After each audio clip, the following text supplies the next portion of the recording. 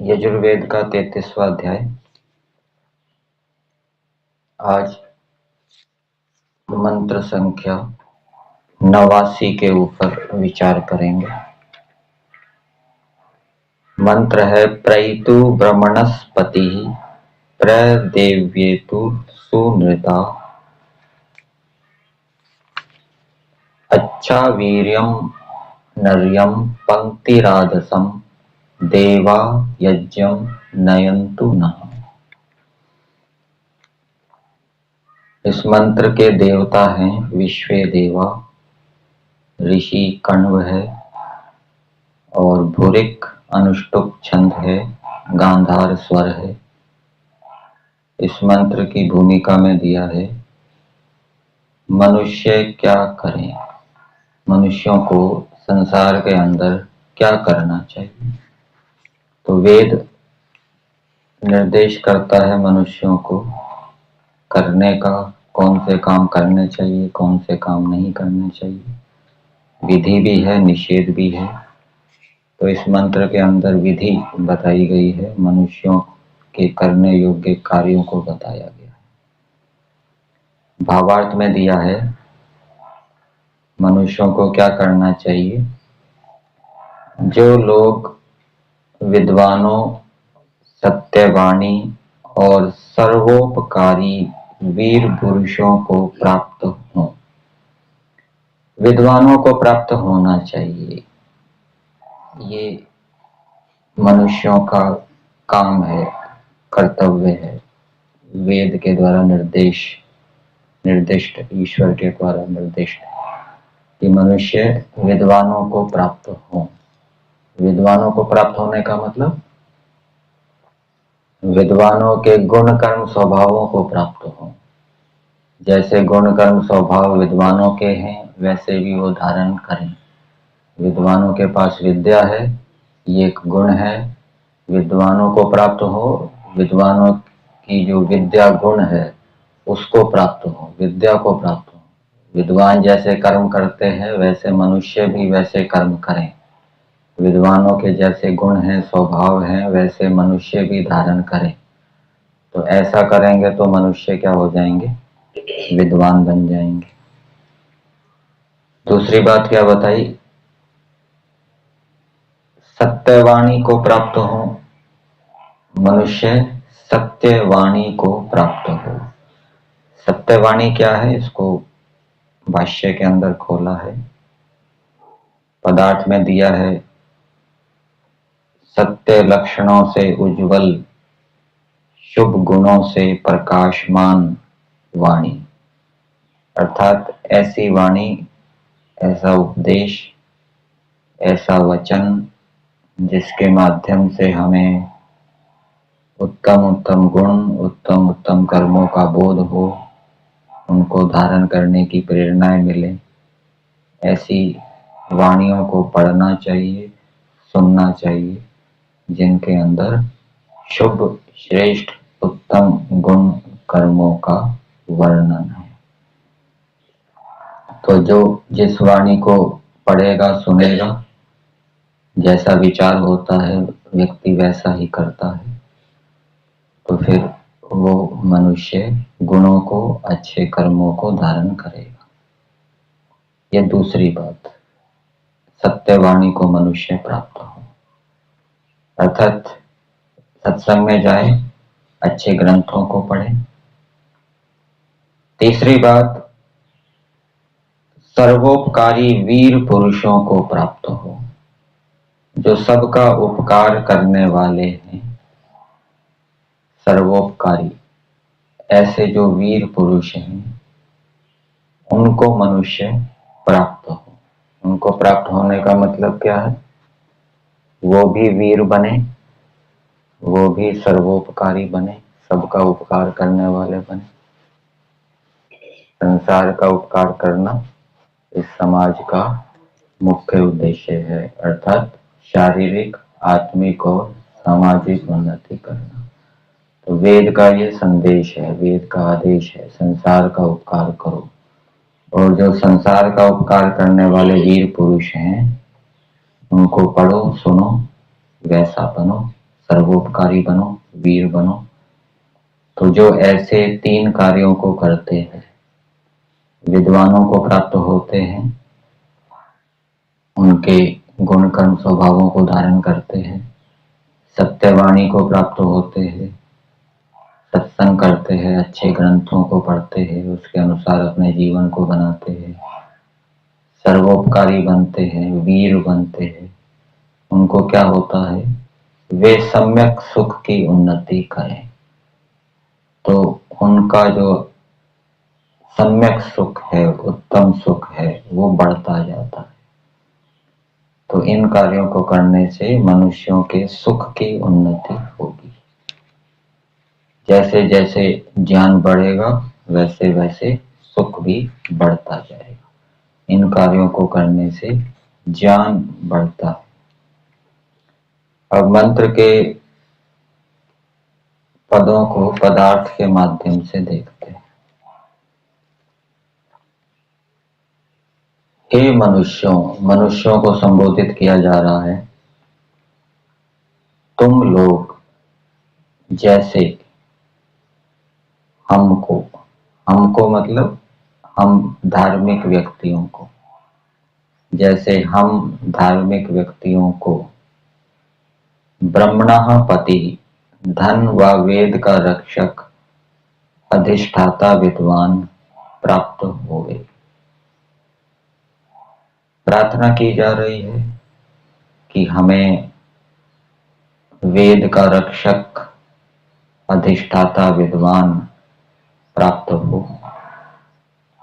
वो धार्मिक व्यक्तियों को ही प्राप्त होगा। जो अधार्मिक व्यक्ति हैं उनको तो अच्छे कार्यों में रुचि ही नहीं होगी, उनको तो गलत कार्यों में ही रुचि होगी, उनमें ही उनका मन रमता रहेगा, लगा रहेगा। लेकिन जो धार्मिक होंगे, सत्वगुण प्रधान होंगे, मेहनत ईमानदारी से काम करने वाले होंगे, न्यायकारी होंगे, तो उनके अंदर ऐसी प्रेरणाएं उत्पन्न होगी कि वो वेद के विद्वान का सत्संग करना चाहेंगे, अच्छी बातों को सुनना चाहेंगे, जानना चाहेंगे। तो हमको वेद का रक्षक, अधिष्ठाता विद्वान प्राप्त हो। वेद की रक्षा करने वाला शब्द आया है ब्रह्मणस्पति।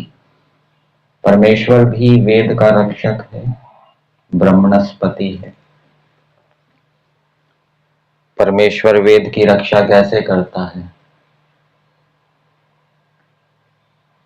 परमेश्वर ने सृष्टि के प्रारंभ में 4 ऋषियों को वेदों का ज्ञान दिया और उनको प्रेरणा दी कि आगे भी उसको पढ़ाते रहो, तो उससे वेद की रक्षा संसार के अंदर होती है।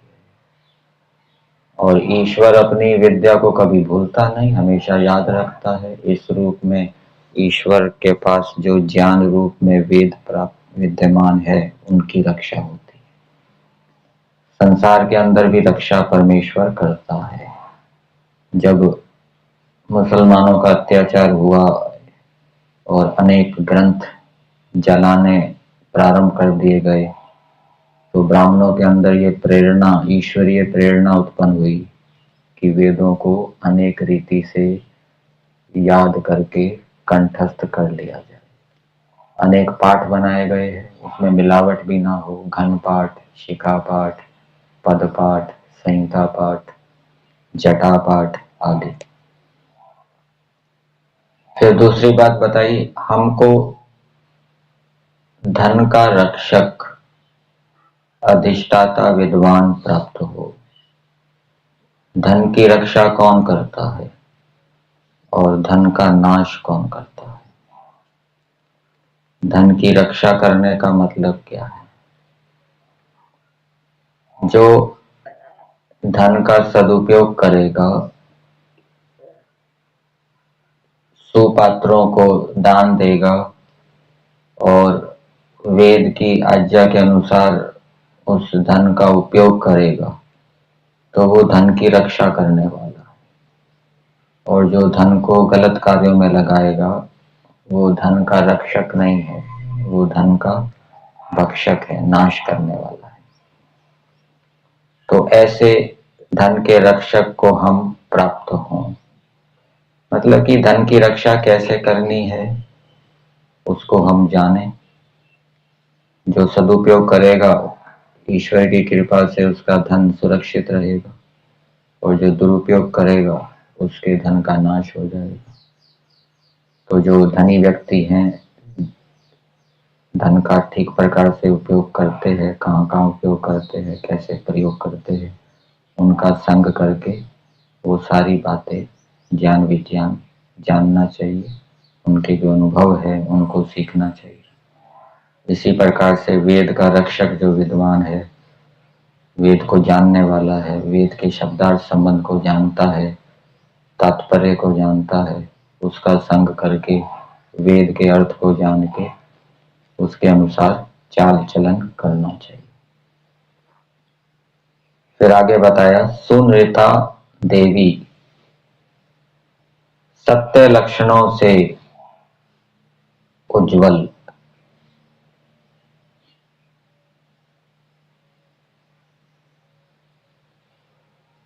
देवी शुभ गणों से प्रकाशमान वाणी प्राप्त हो। तो ये मंत्र के अंदर देवी शब्द आया है। देवी सुनृता एतु, देवी शब्द परमेश्वर के लिए भी आता है। संध्या के मंत्र में बोलते हैं शन्नो देवी रभिष्टय, वहां पर देवी का अर्थ क्या किया है? जो सर्व प्रकाशक सर्वानंद प्रद है। यहाँ पर देवी शब्द वाणी के लिए आया है। वाणी को देवी कहा है क्योंकि वो देती है। क्या देती है? अच्छे अच्छे गुणों का, अच्छे अच्छे कर्मों का ज्ञान हमें देती है, प्रदान करती है। तो ऐसी वाणी हमको प्राप्त हो। फिर आगे बताया, नर्यम मनुष्यों में उत्तम, पंक्ति राधसम समूह को सिद्ध करने वाले, यज्ञम संगत धर्मयुक्त व्यवहार करता, वीरम शूरवीर पुरुष को देवा विद्वान लोग अच्छी प्रकार प्राप्त करें। अब यहाँ पर विद्वानों के लिए प्रार्थना की गई है कि विद्वान लोग कैसे मनुष्यों को अच्छी प्रकार से प्राप्त करें। ये मनुष्यों के ऊपर भी लागू हो जाएगा कि मनुष्यों को भी ऐसे पुरुषों को प्राप्त करना चाहिए जो मनुष्यों में उत्तम है। मनुष्यों में जो उत्तम है, धरती के अंदर जो उत्तम मनुष्य है, उनको ढूंढना चाहिए, खोजना चाहिए और उनका संग करना चाहिए, उनको प्राप्त होना चाहिए। उत्तम पुरुष भी तो ऐसे तो मिलेंगे नहीं, खोजने से मिलेंगे, और उनको प्राप्त करके, उनका संग करके, उनके गुण कर्म स्वभावों को धारण करना चाहिए। यह मनुष्यों में उत्तम। फिर दूसरा विशेषण दिया, पंक्ति राधसम समूह को सिद्ध करने वाले।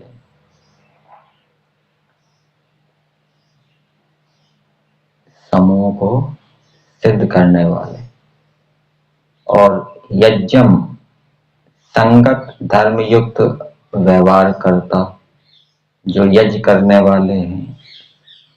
यज्ञ के दो अर्थ किए हैं, संगतिकरण करने वाले हैं, अनेक प्रकार के पदार्थों को आपस में मिलाकर नए नए पदार्थों का निर्माण करने वाले हैं मनुष्यों की आवश्यकता के अनुसार। और दूसरा अर्थ किया है धर्मयुक्त व्यवहार को करने वाले हैं। तो ऐसे मनुष्य जो उत्तम हो, मनुष्यों में उत्तम हो और साथ साथ धर्मयुक्त व्यवहार करने वाले भी हों और शूर वीर भी हों। यहाँ शूर वीर दिया है। संस्कृत भाग में तो केवल संस्कृत भाग में वीरम का अर्थ नहीं दिया, हिंदी भाग में वीरम का अर्थ दिया है शूरवीर। ऐसे शूरवीर पुरुष को, शूरवीर का अर्थ व्यवहार भानु के अंदर यदि देखें तो वहां पर शूरवीर का अर्थ किया है दृढ़ उत्साही उद्योगी, जो अपने कार्यों को, उत्तम कार्यों को करने में बहुत दृढ़ उत्साही है, बहुत उद्योगी है। ऐसे पुरुष को विद्वान लोग प्राप्त हो। ये मनुष्यों के लिए भी लागू हो जाएगा कि मनुष्य भी उनको प्राप्त हो, जिससे कि उनके अंदर जो विशेषताएं हैं वो हमारे अंदर आए, वैसे हमको प्राप्त हो। तो मंत्र का संदेश मनुष्यों के लिए ये है, मनुष्यों के लिए प्रेरणा है कि वो वेद के रक्षक बने, धन के रक्षक बने, परमेश्वर ने जो उनको धन दिया है उसकी वो रक्षा करने वाले बने, वेद को जानकर वेद के रक्षक बने और सत्यवाणी को प्राप्त होकर अच्छे अच्छे गुण कर्म स्वभावों को जानकर उनको धारण करें। श्रेष्ठ मनुष्य जो मनुष्यों में उत्तम हैं उनको, उनकी संगति करके, इसी प्रकार से जो वीर हैं, जो दृढ़ उत्साही उद्योगी हैं, ऐसे मनुष्यों को जानकर उनकी संगति करके, उनकी विशेषताओं को धारण करके सब सुखों को प्राप्त हो, अपने सुखों की उन्नति करें। ये वेद का संदेश है।